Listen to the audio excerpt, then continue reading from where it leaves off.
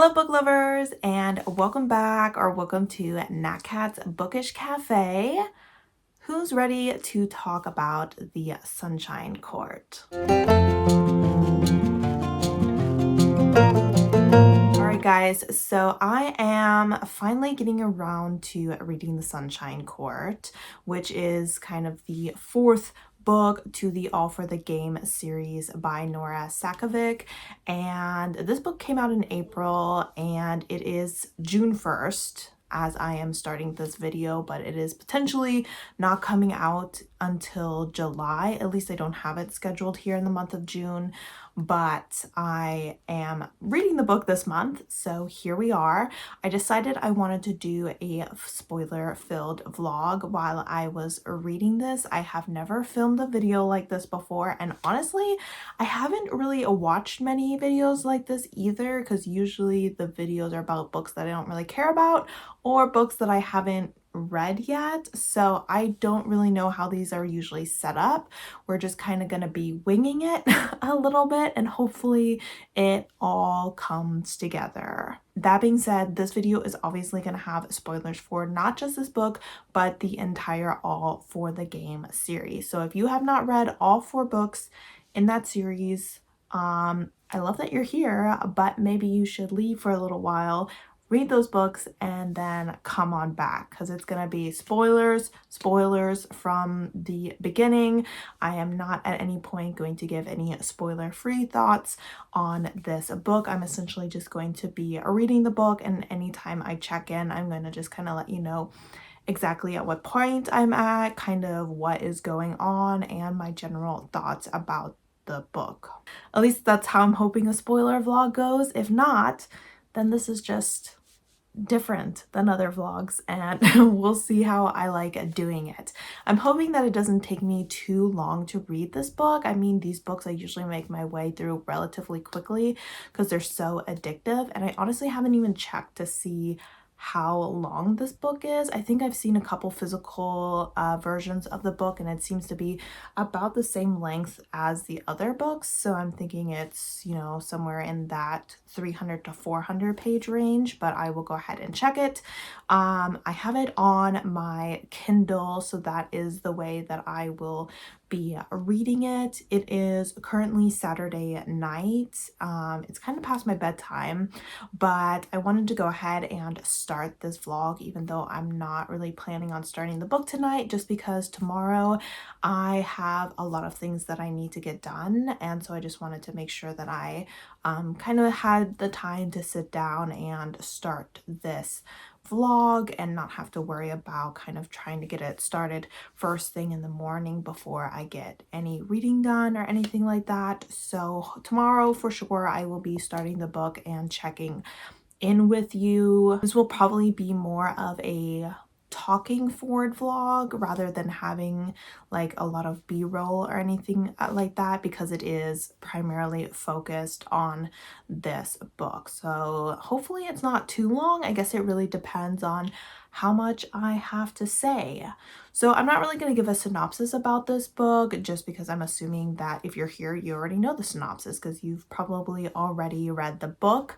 But I'm going to talk a little bit about what I'm hoping to get from this book, or some things that I may potentially like to see. And in this book, the main characters seem to be Jean and Jeremy, and some things that I'm hoping to see for Jean obviously is for him to recover a little bit from the trauma that he has gone through. I'm definitely hoping that he finds some satisfaction in his new life and in his new freedom, even though he's not, you know, maybe as free as he would like to be, since he still technically belongs to someone and owes someone a big portion of his earnings in the future, but he is at the same time no longer kind of Rico's punching bag. Was his name Rico? I think I'm gonna have to reacquaint myself with some of the characters' names, because I reread the series just last year, but me and names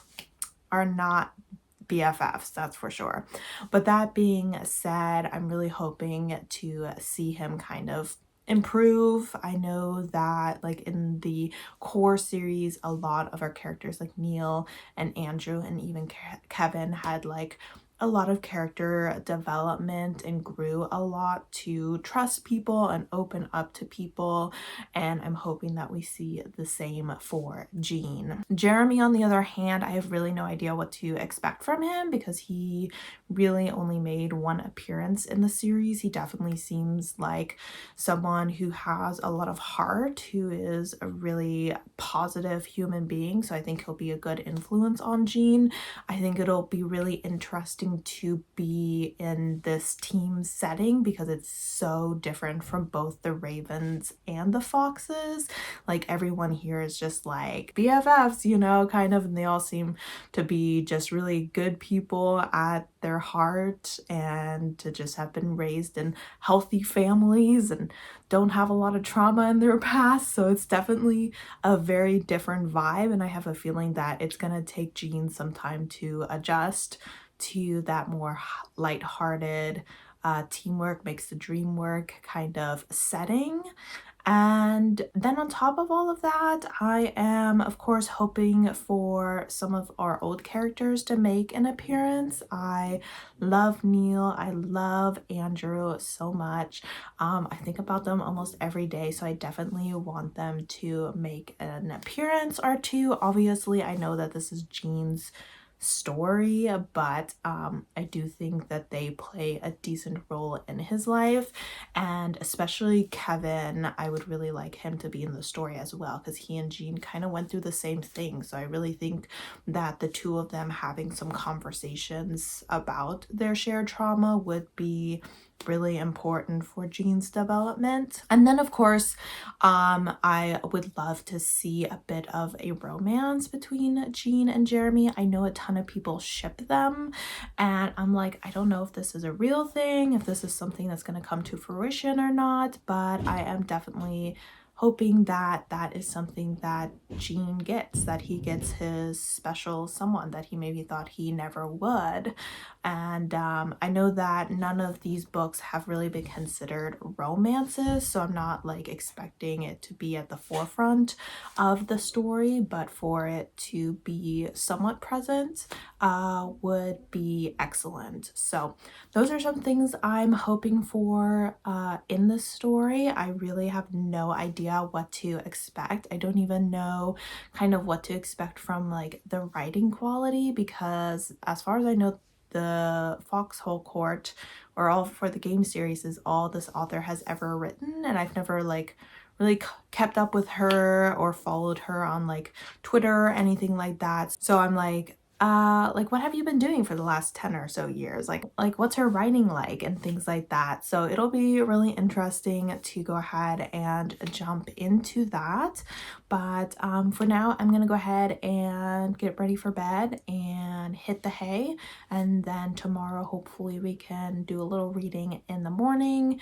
I have a lot of editing to go ahead and do. I filmed 3 videos today because next weekend I'm actually hoping to do a 48-hour readathon over the weekend. So this week I have to do a lot of things ahead of time, which is it's always hard when you're someone who works like Monday through Friday from like 8 a.m. to 5 p.m. If you want to do a 48-hour readathon, you really have to like plan in advance. You have to be like, okay, now I have to film extra this weekend and edit extra this weekend since I won't have this weekend, and then you have to do all your chores and kind of like errand running beforehand as well and things like that. So it is always kind of stressful to do it, but it has been something I've been wanting to do for a while. So that may interfere a little bit with me reading this book as quickly as I would like, but that being said, I will just check in with you probably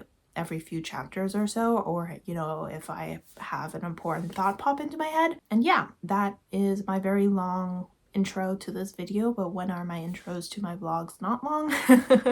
And I will go ahead and check in with you guys tomorrow for my initial thoughts on this book. I'm super excited. I'm hoping it's a 5-star read.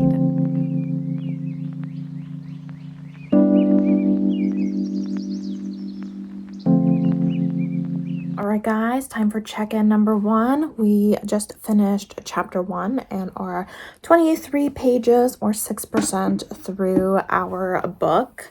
And so far, I am quite enjoying it. It seems that the story is starting off shortly after Renee has rescued him. Well, not that he's seeing it as a rescue, but she rescues him from the Ravens after Rico just pummels him almost to death after I think it was like his father died, the leader of their gang, and he wasn't invited to the funeral, and he was obviously very upset about this and took out all that anger on Jean. And Jean has woken up in Abby's house, Abby being the kind of physician of the Foxes, and is not happy to be here because the way he sees it, he needs to get back to the Ravens and pretty much like beg for mercy because Rico is going to be very upset that he got taken away, and that the head of the university now has an understanding of what is going on with the Ravens. And clearly there are going to be some consequences for that. I will say the writing and the characters are very much on par with the other books, despite it having been years since the author wrote it, like especially Wymack. Like the way that he's acting, I'm just like, oh, that's such a Wymack thing to say, like where he was offering Jean porridge because he was like, you gotta eat this porridge, and once it gets cold it's not gonna be any good, and Jean is being stubborn, he's like, I'm not gonna eat it, and then Wymack was just like, oh well, my hands are cold, so I'm just gonna keep holding it here. And I was like, that's him. That's just the way that Wymack acts. So really happy that it really just feels like our author was able to just jump back in with these characters, that she never really left them behind or anything, and that they were always still there in her heart. You can definitely tell. Jean is an interesting character. The way that his trauma has impacted him feels very different to Neil's. Like, I feel that Jean feels a lot more imprisoned by his trauma than Neil, who seemed definitely to be impacted by it, and it impacted his decisions, but at the same time he very much pushed against it at the same time. And Jean is fully encased in trauma. Our boy is not doing well whatsoever, and he very much sees Rico as all powerful. He really sees that he has no escape, that there is no way anyone can fight against the Murakami family, is that what they were called? And he just thinks that the Foxes are so foolish. Like when he find out that the Foxes actually knew, like, that they were dealing with a gang, he's like, okay, like what's in the water? Is there some sort of like carbon dioxide poisoning going on in your court? Because there's no way you guys know what's going on and have done the things that you have done to the Ravens. Like if you actually knew who you were dealing with, like this makes no sense to me whatsoever. So my boy is stunned and he is very broken. Yeah, both physically and mentally. So it'll be really interesting to watch him heal. It definitely seems like he has kind of in a way given up on being free, that he has kind of just accepted that this is his lot in life and that he just needs to live each day one after the other and survive it. There's also like a few times where he said certain things that make you think that he would be perfectly happy to die as well. So he might be feeling like a bit suicidal, which considering his lot in life isn't super surprising.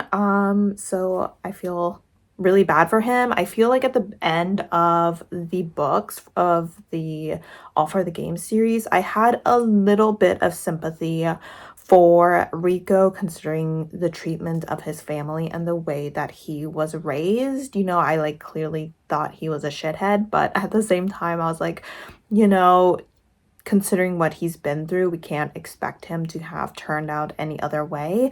But hearing the detailed descriptions that Jean is remembering about the abuse that he has suffered at Rico's hand honestly has been making me feel like a little nauseous. Like Rico is so much more of a monster than I ever even realized from the original series. So any sympathy I felt towards him and the fact that he died at the end, like, good.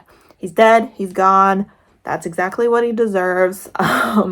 So yeah, Gene definitely has been suffering a lot. And I also noticed that here it kind of says Gene like under it, which makes me wonder that if there's certain chapters that are from Jeremy's point of view, which I think would be interesting if that is the case, considering that in the original series it was just Neil's point of view. So it'll be interesting if that is what is going on. But yes, those are my original thoughts so far. Having a good time. I'm kind of reading in between doing some editing and chores and things like that throughout the day. So hopefully I get a bit more reading done, and I will go ahead and check in with you once I get a little bit further into the story.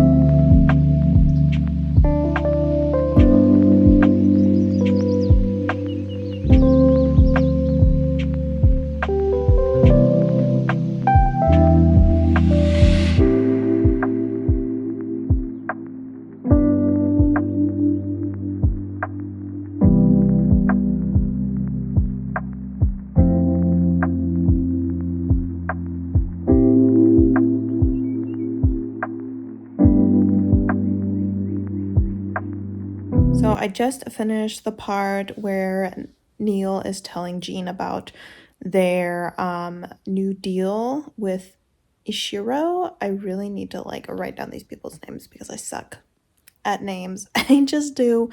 And it was very interesting to read it from Gene's point of view, because Neil saw it as kind of like, hey, you know, this is the best case scenario. Everything's kind of cool now, we're fine, everything's fine. And Gene is like, everything is not fine at all. This is terrible. I don't even know who I am. I don't know my place in the world anymore. I don't know what's gonna happen. I'm pretty sure they're gonna find a way to kill me. Like, this guy is not doing okay at all. He is not happy with this news at all. And he was talking to Kevin, and I feel like there's something that was happening to Gene that they haven't really talked about yet. That is a more severe form of abuse than what they've already been talking about.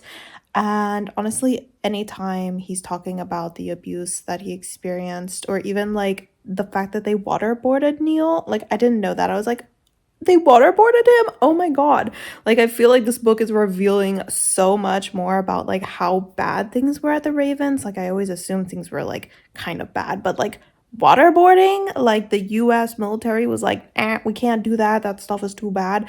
They were doing that kind of stuff. Like, it's genuinely crazy. I feel like this book is a lot darker than the other books. Like, the author is not holding back at all. But yeah, it's kind of crazy. Like, it's honestly making me a little nauseous reading this. I'm like, oh, and I'm really scared to figure out what was happening to Gene. There's a part of me that's wondering if he was like sexually abused by someone, because I find it really hard to believe that no one within this organization wasn't sexually abused at all. So there's that. And Gene has also kind of like implied or hinted at that there was someone in his past that he really liked, potentially from the team, Jeremy's team. Maybe it was Jeremy, I don't know, but it was someone who I guess his relationship with him may have gotten him in a bit of trouble. So there's some history there that I am definitely intrigued to learn about. But for now, it seems like they have kind of made the deal that he is never going back to the Ravens, and never, ever, ever. And he's like, I don't know what to do with this, but I'm continuing to have a good time with it. I mean, I'm only 38 pages into the book, but we will see. I'm interested to see what happens once he actually ends up with Jeremy's team. And I can't remember the name of Jeremy's team right now, so I'm just calling it Jeremy's team to see what happens. But right now, he's got a lot of bad injuries that are going to take him the rest of the season and summer break to go ahead and recover from, and then he will join the team. So we'll see if there's like a time jump or something between those. But yep, that is my update on this book and the fact that Ravens, the author was really holding back on like how bad they were in the original trilogy. I was like, oh my god, there's just like this whole first 38 pages is just like Gene talking about how he's been hurt in the past, how he's hurt currently, and like even like hurting himself. Like this guy's life revolves around pain. Like if he doesn't want to think about something, he'll like hit himself or like even like choke himself. Like this guy is mentally unwell. Like he had the audacity to be like, of course the foxes need a shrink. And I was like, boy, you need like 3 shrinks. You need like a whole team of shrinks. So yes, that's my update and I will check in with you later. That's right. Chapter 3, Jeremy. Let's get it done. All right, so I'm not going to check in after every single chapter, but I feel like these first few chapters are like integral to the story. So I'm just kind of wrapping my head around the story and everything as we were going. So we just had 2 chapters from Jeremy, essentially, where they were going up against the foxes and they were going to go ahead and play with less players to see if they could, you know, have the same stamina as the foxes, which they 100% don't. But that being said, that was obviously where Kevin came to Jeremy and was like, hey, can Gene be transferred to SoCal? And can you go ahead and reach out to him and offer him a place and talk to your coaches and all that jazz? And Jeremy has done that and they kind of approved it, but he's a little uncertain about everything because he's kind of starting to realize how messy things were over at the Ravens, and he's kind of like, what did I just sign myself up for? Because honestly, this all sounds really intense and I don't really know what I'm walking into, but I have a feeling that it's not something I can walk away from once I start on this road. So things are definitely going to be kind of intense, I'm assuming. This is Jeremy's last year and he really wants to win a championship because apparently he never has. And I'm curious to see kind of like how far this story goes. Like, will it go through the entire season and we will see who the next champions are? Because obviously, as a Palmetto State Foxes fan, I want them to win again. But at the same time, I feel like Jeremy getting his win as a captain before he leaves his college career is huge. And also Gene winning a championship under a team that isn't the Ravens would also be really big to his character development. So I'm like, I don't know how far we're gonna go or if they're gonna win the championship. But if they do, I will be happy as long as the Foxes get second and the Ravens get like third or less. Because honestly, I just want to make sure the Foxes stay above the Ravens. But that is my thought so far. Gene seems to be coming from a very wealthy family that is involved in politics, and he doesn't seem to have the best relationship with his family. So I'm wondering if there's going to be some family drama, especially since he has a family member that's in politics, and Gene obviously has a bit of a messy background and they might not want him involved with Gene because they're going to be like, this looks bad for the family. So that'll be interesting. But yes, page 69 so far, 19% through the book. I need to get started on dinner, so I probably won't check in with you again tonight, but I will go ahead and check in with you tomorrow. I kind of want to say that I'm going to wait until about the 25% mark, or maybe even further since I'm already at almost 20% before I check in with you again. But maybe I'll go ahead and wait until Gene is like at the school and kind of give my thoughts about like their initial interactions and all that jazz. But yes, having a good time, addictive read as the other books in the series are. and very happy.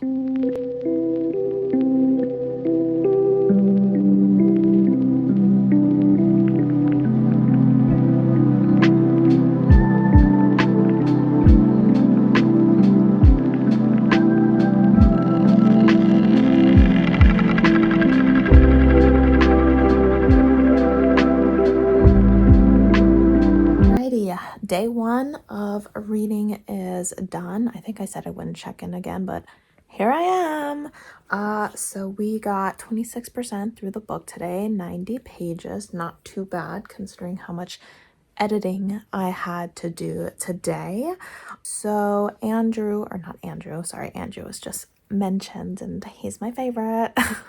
Gene has gone ahead and signed his paperwork to go to SoCal, and he has had the energy to go to the Fox's court just to like look at the court and be around the court. And he left the room for the first time because he's obviously been too injured to leave, and he kind of realized that he was kind of trying to set up his room in such a way that he felt like he was still at the nest. And when he got outside, he was like, oh my gosh, fresh air for the first time. And he kind of realized how he's been trying to put himself into a environment that he's used to, but it's time for him to kind of get out of that environment and wake up to his new reality. And something I was wondering is if he kind of was like in love with Kevin or had a crush on him, because it said Kevin saw nothing but the court, but Jean had stopped hoping for more than that years ago. And I was like, I think he might have had a little crush on Kevin at some point, unless I'm misinterpreting that line. At the very least, he definitely was hoping for Kevin's attention at some point in his life. But yeah, that is all I have to say. That little line stood out to me, and I just wanted to let you know how much I read today. So we are going ahead to chapter 5. It looks like we are approaching the scene where the foxes are going to face off to the ravens, and I am going to be very interested to see how Jean responds to the foxes winning the championship and then hearing about Rico's death. That is definitely going to be very interesting to read from his point of view. So hopefully we get to that tomorrow, and I will check in with you when I check in with you. I have literally never been so mad to go to work because Jean is literally about to find out that Rico is dead. Like, I'm not even joking. That was at the part where my little alarm went off and was like, hey, 5 minutes until you gotta log into work. And I was like, curses! So I am definitely looking forward to my next break, which is not for another 2 hours. But things are definitely pretty intense. He was very shocked by the outcome of that match. No surprise there whatsoever. And I would say that his feelings about seeing Rico get hurt were not all negative. Maybe kind of a, well, he got what was coming to him kind of situation, or hey, here's a taste of your own medicine, or like, hey, that's karma. So I am very excited to see how he responds, considering he seemed pretty down with Rico being hurt, but is he down with Rico being dead? Because that kind of puts a nail in that coffin for him being part of Rico's court, because there is no Rico court anymore. So, yep. We'll see. All right, guys, 2 things before I get back to reading. I'm on my break. The first is, does anyone think of Neil when they hear that quote? And I'm pretty sure it's by Nicki Minaj. And she says, I better watch my 5'2" mouth. I'm actually glad you said that because I'm 5'3". And I'm like, I think she just got possessed by Neil, because I 100% hear him saying that to someone, because I'm pretty sure he's like 5'3" or something like crazy like that. Anyway, I heard that today and I was like, every time I hear it, I think of Neil. The second thing is, talking about Neil, It's weird that Jean keeps calling him Nathaniel. I'm like, his name's not Nathaniel. Stop calling him that. But there was a line earlier this morning that I read that I literally keep thinking about, and it's a little unhinged, but I thought it was sexy, so I'm gonna read it out loud because it just really, like, sometimes you forget that Neil is in fact a little unhinged. Like, you kind of think he's normalish, but not really. You got to remember who his father is. And the quote is, "The smile that curved Nathaniel's mouth was slow and hungry and hateful. It twitched a bit as Nathaniel tried to force it away, but he finally had to use the side of his hand to smooth it off his face. The look he turned on Jean was almost serene, but Jean still saw the madness in his eyes." And I was like, why do I think that's kind of hot? So this is a judgment-free zone, but I've been thinking about that line all morning. But I'm on a 15-minute break, so I don't have much time to read. It is time for me to read and see what happens when Jean finds out that Rico is dead, because I have no idea right now. It seems Jeremy has kind of texted Kevin and Jean and was like, "Hey guys, really sorry. How are you guys doing?" And Jean is like, "What's going on? Because Renee told me not to look at the news." So like, what is happening right now? And we're gonna find out. So let's do that.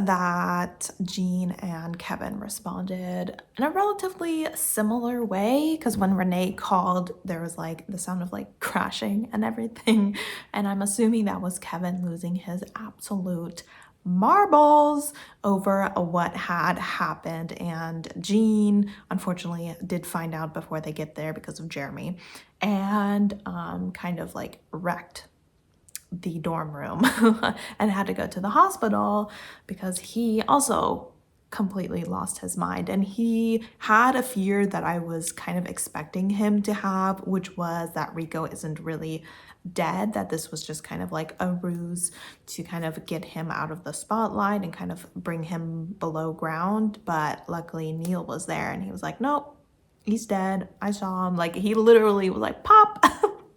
I was like, "Neil, have a little sympathy. This guy's going through a lot right now."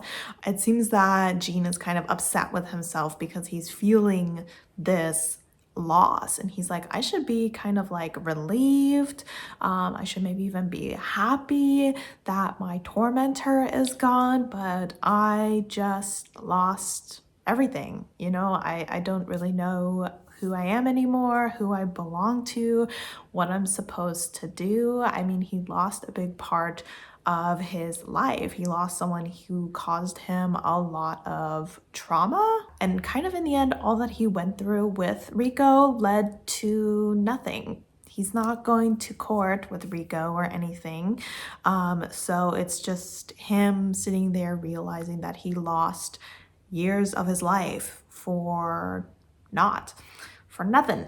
So that is definitely something he is going to have to contend with. He is now on a new path, and we will see how he acclimates to that. So yes, he did not handle Rico's death very well, and it seemed he didn't even really handle it the way that he was expecting to handle it. But it just shows you how strong of a hold Rico had on both Kevin and Jean for them to react this way to his death. So good riddance.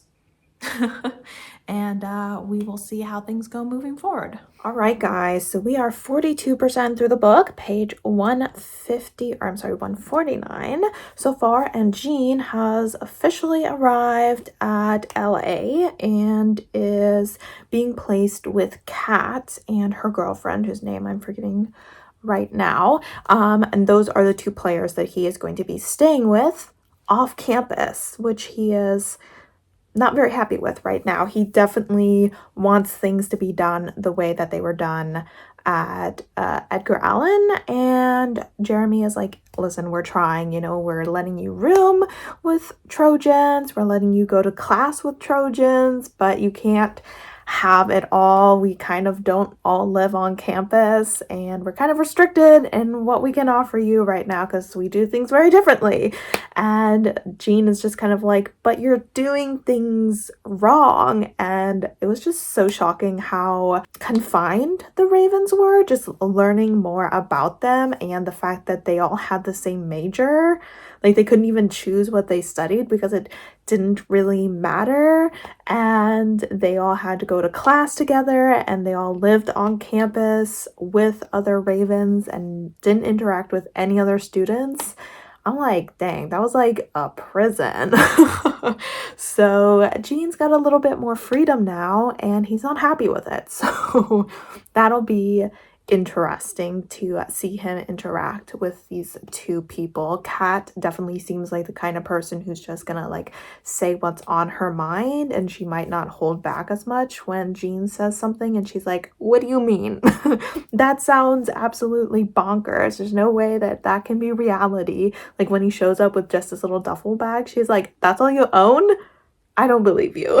And I was like, you have no idea what this poor man has been through. But he is there, and hopefully he is safe and everything, because it definitely seems that Raven fans and Rico fans are not taking his death very well, and they are not taking the Foxes winning the championship very well. Like, the Foxes are facing a lot of backlash again, and I was like, these Raven fans are a bunch of haters. Like, they are just like way too obsessed. It's like a cult following. So hopefully now that he's further away from all of that, he is a little bit safer, but he is definitely getting a lot of backlash. Like, there's a lot of rumors around him about like he was the one bullying Rico, and that he bullied Kevin into leaving the team, and that he beats people up all the time, and that he slept his way into the lineup at the Ravens, which it does seem like that he had a past of sleeping with a lot of the Ravens, but it seems like that might have been Rico's doing to a degree. It seemed very convoluted right now, kind of what was going on with him, because there's a guy named Zane, I want to say it was his name or something, and he seemed to have a bit of a weird relationship with Zane, and I'm trying to figure out if it was like a good-ish by Raven standards relationship or if it was a bad relationship. I have no idea, to be honest. Some of that is still a little bit hazy as our character Jean is trying not to think about it. Like, he thinks about his past in flashes, and sometimes it's hard to like put it all together. But at the end of the day, things were messy, and that's all that we really know. So he is gonna adjust to his new life. He took along with him these notebooks that the Ravens sent him that are full of like all these hateful words, and it's is upsetting that he is so desperate to hold on to the ravens that he would rather hold on to something that like hurts him than let go of it completely. And it's like, you need to throw those notebooks away because they're just saying terrible things. So other than that, he thinks Jeremy's hot, so that's important. I remember when he was talking to Jeremy over the phone and he was talking about like how he could hear the smile in his voice and how he did like dig his nails into his skin to like not imagine Jeremy's smile and stuff. And I was like, yep, he definitely thinks he's cute, but it definitely seems like he has had some bad experiences with letting his interest in boys come to light. So it seems like he's definitely going to be holding back on that. So we will see who shows their feelings first. But I have a feeling it's going to be Jeremy, and we got a little bit more of a snip of Jeremy's family. It seems like he has not a good relationship with them. I think I already kind of mentioned that, and it seems that he did something maybe like his freshman year that involved a scandal, and they just have never forgiven him for that. So that is more mess for Jeremy to deal with, and I will be interested to see what he did that caused his stepfather and the rest of his family to be kind of mad at him. So, and he also seems to be like a little bit trapped because he says that he spends most of his time living at home when he's not with the Trojans. So it very much seems like his family kind of is like, if we need you here, you need to be here. And it doesn't matter that you're a grown-ass man. Like, we still have a lot of control over you. So both Jeremy and Jean definitely have not really haven't been as independent and free as they probably would like to be at this age. So that might be something they bond over.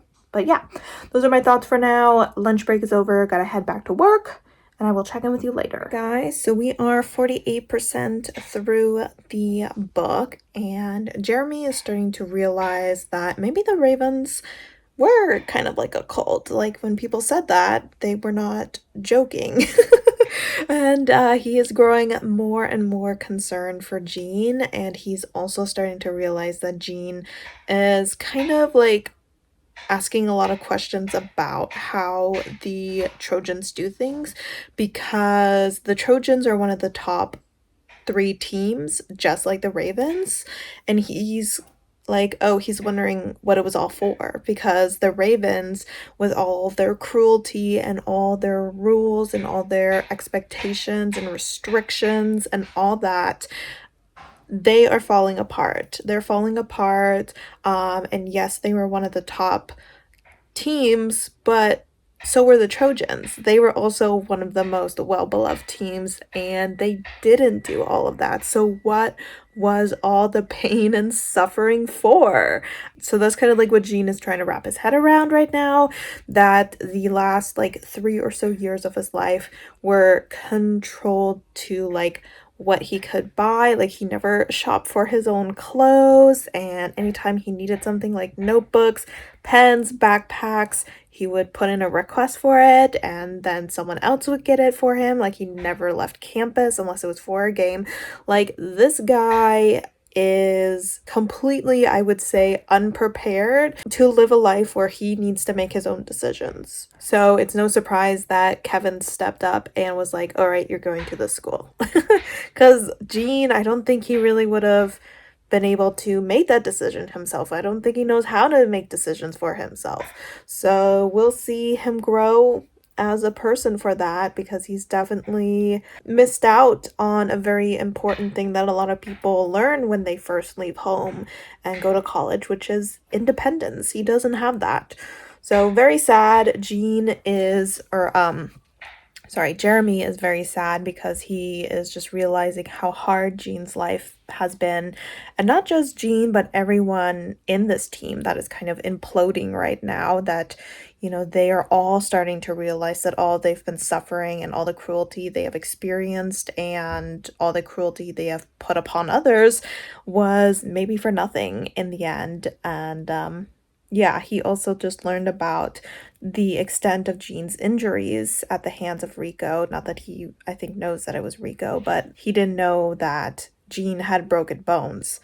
Kevin had kind of just told him, like, it was hazing. And now he's like, that's not hazing. Okay, his bones were broken. Like, his ribs were broken. 3 ribs were broken. Yeah, no, that's not a scrimmage. That's not hazing.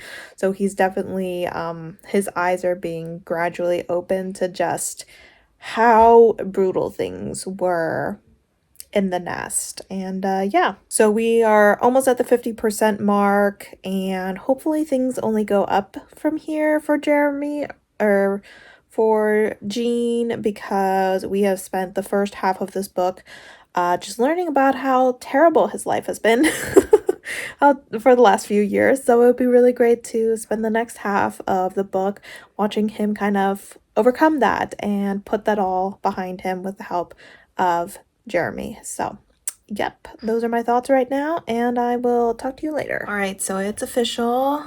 Jean was raped by multiple of his team members on request of Rico, and most specifically by someone called Grayson.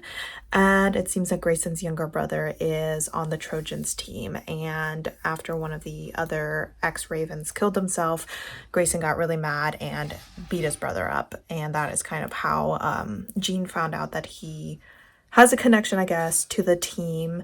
And obviously this is not something that he wants to talk about, and I'm intrigued to see if he ever tells that boy. I think his name was like Luca or Lucas or something along those lines, because Lucas seems to realize that something's wrong with his brother, that his brother came back very changed, and I'm wondering how he will react when he finds out that his brother is a bit of a rapist, or not a bit of a rapist, 100% a rapist. And Jean, I thought he showed up there relatively young, like at the age of 16. So like a 16-year-old being assaulted by like a full-grown college person is not a good situation whatsoever. So I was definitely unfortunate to hear about, but also not unexpected. So yep, that was what I just read. I'm heading to dinner now.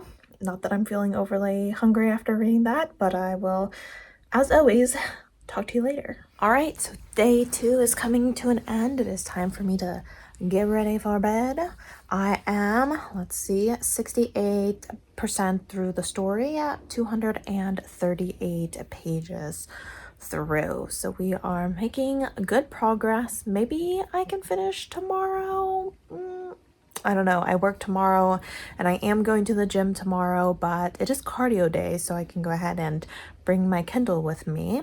So I feel like why this book is somewhat difficult to read is because I feel like all the bad things that happened in the core series were spread out over the trilogy, and this book is just like trauma dumping. Like, let me tell you, this is like trauma dumping to the extreme. Like every single page we are hearing about some more terrible things that happened to Jean. Like, I don't even know how you could begin to recover from something like this. Like, I don't ask me, because I don't know how. But we are just learning a little bit more about his fear of water. And I think I mentioned earlier that it seems that he had helped Rico waterboard Neil, but it's potential, it sounds like he may have been waterboarded as well, or like they, I don't know, like did something that caused him to almost drown. They used water as some sort of punishment for bad behavior, which is just like, people keep asking him to like, how the hell did your coach get away with all this stuff? And like, I'm curious as well, because I mean, like Neil and Kevin and Rico and Jean, they were all there because of their connection to the mafia, but like a lot of the other players were not. They were like just regular civilians that sold their soul to the devil, and they are all dropping like flies now. Like 2 of them have committed suicide so far. 1 of them has attempted to commit suicide. Like 16 of the team are currently in mental health facilities because they are just completely falling apart mentally, because they have just been in such a terrible situation that they don't even know what to do now that they are out of that situation, are having to face what they did and what was done to them, and the fact that all of that happened potentially for nothing. So that is rough, but on the bright side, you can definitely tell that Jean is attracted to Jeremy, and that he is trying very hard not to be distracted by him, but you know, he just is. And Jeremy definitely seems to be attracted to Jean. In fact, Kat, one of his friends, had mentioned that Jean is like his type, you know, he's like appearance wise, he's the kind of guy that Jeremy would usually go after, and it's very clear that he's attracted to him. And like there's that time where Jean said Jeremy's name for the first time, and Jeremy was like, oh my god, like he's never said my name before. I'm like, I kind of like that. So we'll see, because he's definitely not gonna make any moves on Jean, I'm pretty sure. In fact, he kind of told Jean, he was like, hey, if I ever do anything to cross any lines or make you uncomfortable, like I need you to tell me, because it's very clear that he usually just suffers in silence. So he's like, I need you to not suffer in silence when it comes to me. And they are sharing a room now, which is nice, but no, it's not just one bed.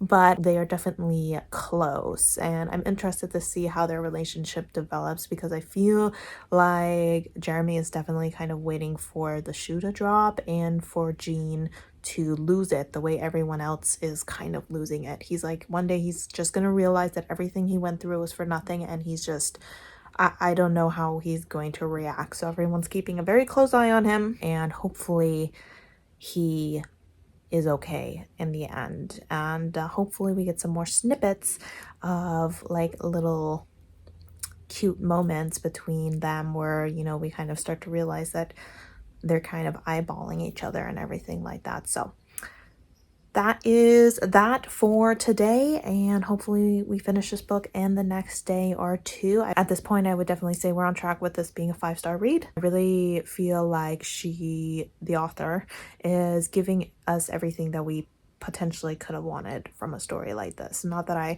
really had too many expectations in it, but yeah, no, she's definitely not holding back any punches with this. So having a good time, and I will see you tomorrow.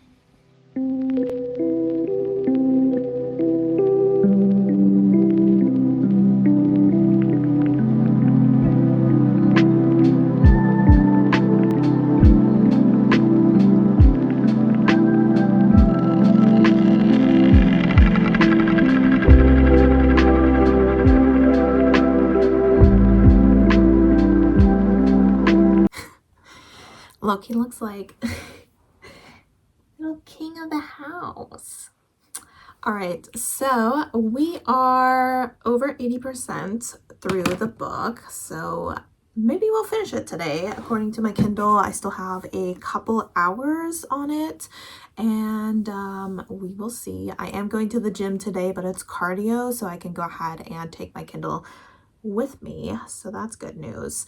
But we are, let's see, 280 pages into this book. I don't have too much more to say. We are continuing to learn more about Jean and watching Jeremy gradually learn more about Jean. They've kind of started to realize that Rico is the one who was doing a lot of the bone breaking that was going on, and kind of Kevin and Jean have, in a way, Jean not so much, but Kevin has admitted now that yes, Rico was the one who broke my hand, and Jeremy was like, yeah, okay, you know, that's terrible to learn, and we will go ahead and keep your secret, even though it's gonna piss us off every time we hear someone on the news talking about how great Rico was and how sad that it is that he's gone, because like Jeremy's like, thank God he's gone. We don't want that guy anymore. So he's kind of waiting for Jean to open up a little bit more. But he's starting to, I would say so far, a lot of the things that Jean has said, he's accidentally said. He's kind of like let it slip. And I think he's just really tired of holding things back and just really wants someone to carry that burden with him. And my cat's gonna start cleaning his butt behind me, so sorry about that. You can't see him too much, but Loki, you're on camera. Do you need to be doing that right now? But yeah, so he keeps kind of slipping up after all of these years of just like holding it in. I think he's getting pretty close to breaking, and he and Jeremy definitely seem to be getting closer. And even Kat and what's her girlfriend's name, Layla, I want to say, he definitely seems to really like them and trust them. Like everything that he tells Jeremy, he essentially tells them as well. So it's good that he's living in a home with people who like really know what's going on with him and really understand what he went through. So I'm really happy that he has that. As far as him and Jeremy, Jean, I don't think I updated on this, now knows that Jeremy is gay.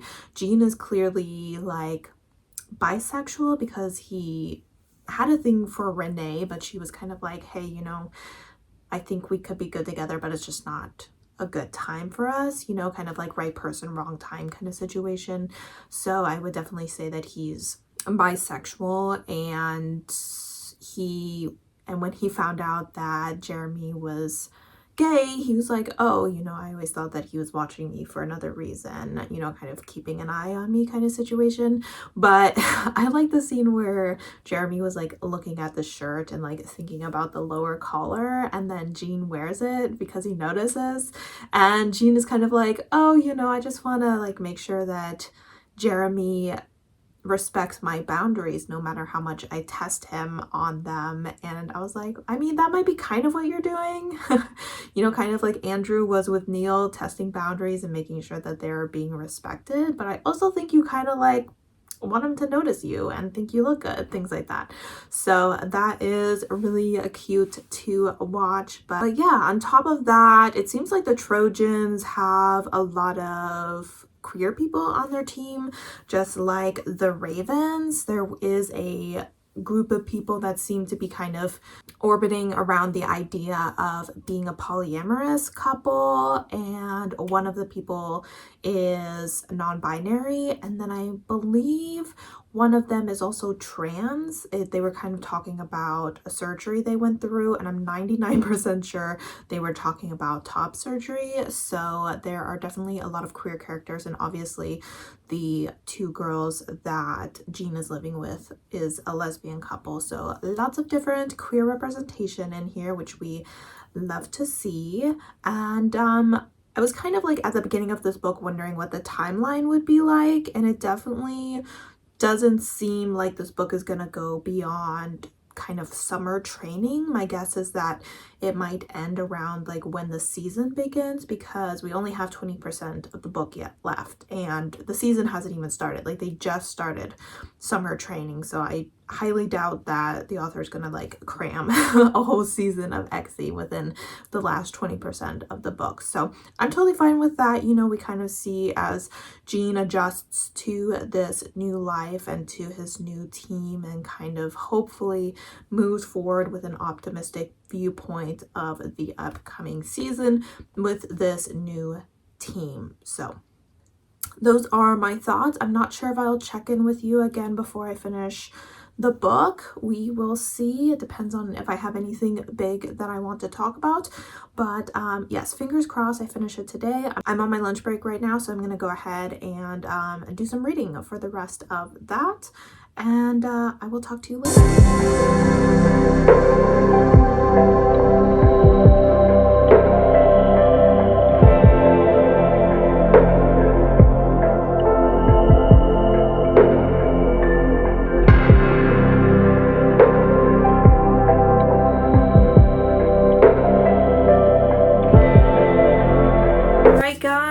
We are here to wrap up this vlog because I have finished the Sunshine Court, and I'm gonna go ahead and give it 4.5 stars. I kind of went back and forth on this.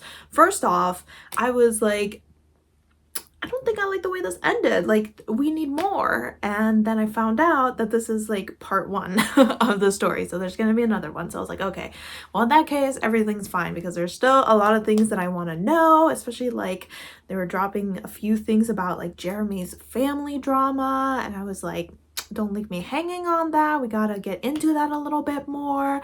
And especially now that it's gonna come out that Jean is coming from a crime family, him and Jeremy getting closer with Jeremy's family being into politics is probably gonna get really messy. So I am looking forward to that whenever this book comes out. Hopefully it's not too long. I mean, it would be great if it was a 2025 release, you know.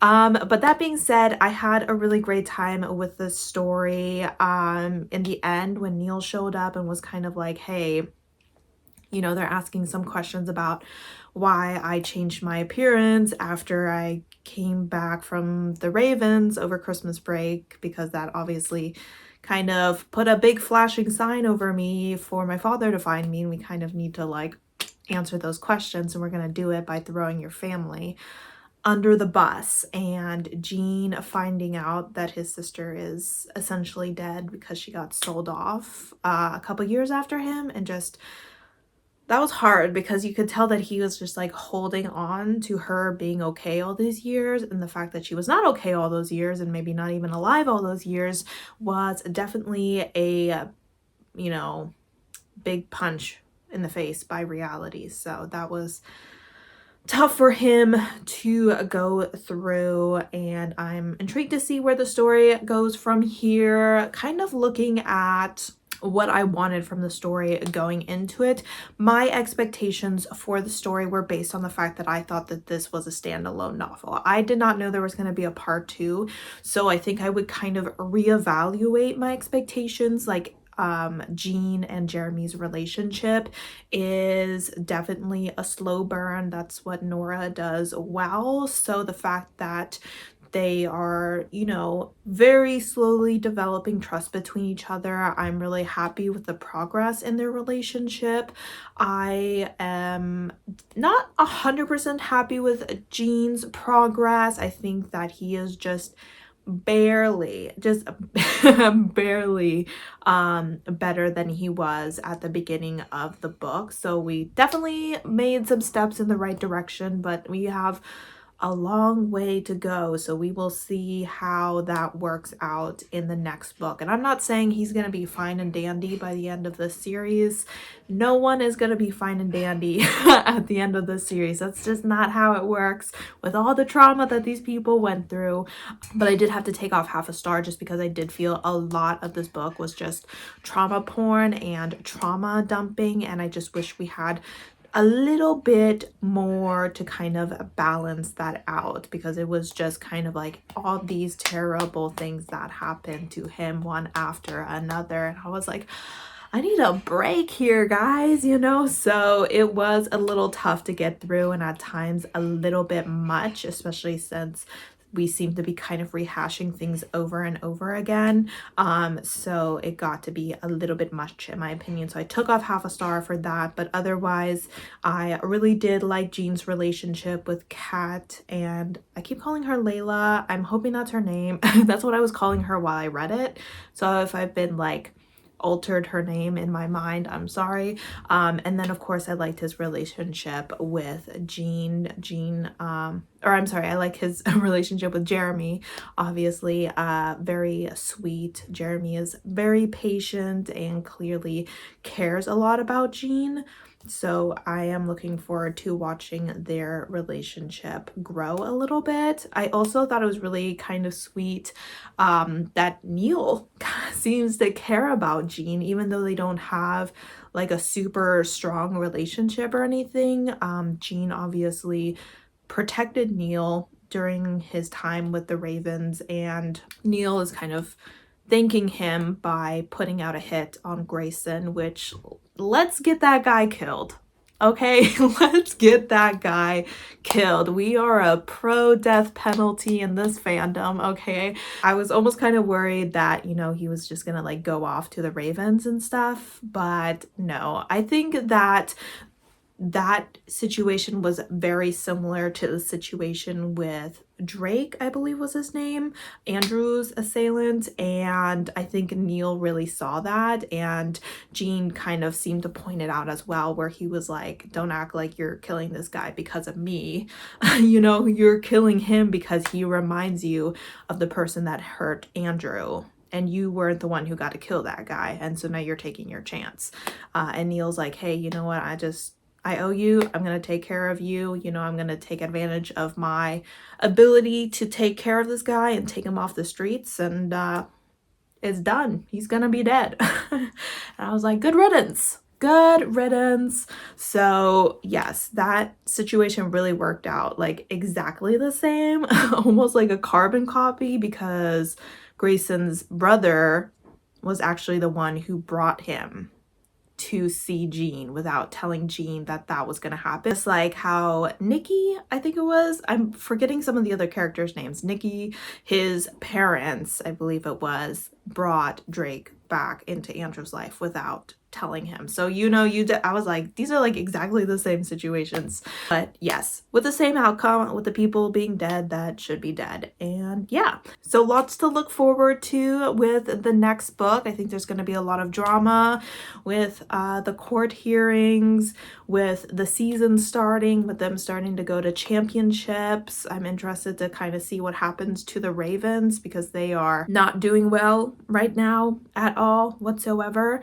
So that'll be interesting to learn about. And then obviously just seeing more of our characters and see kind of like what happens with their life. We kind of spent all this time thinking The Kingsmen was the final book, and that was all that we were going to get, and we were just going to have to kind of make up the rest of the story ourselves, and now the author is providing us with some of that. So exciting stuff. Really glad I got around to reading this book, and I hope that this video was somewhat coherent. I really do need to watch some more spoiler filled videos to kind of see like, what do people do? Because I don't take notes while I'm reading, so I just kind of like read a few pages, like a chapter or two, and then just come here and just like flap my gums. You know, just like word vomit everything that happens to be floating around in my brain. But I hope you guys had some fun with this video. It was a very wordy video. You know, like I said, I didn't put a lot of B-roll in here just because I was really focusing on me just talking about this book and trying to do as frequent of updates as possible. And I, of course, would love to know your guys' opinion. I believe at the beginning of this video, I warned people that there would be spoilers in the comments as well. If not, I will put like a little spoiler warning and whatnot. So I would love to know what your thoughts on this book are and what you're hoping to see in the next book. And as always, guys, thank you so much for supporting my channel by watching my videos, and I hope to see you next time. Bye!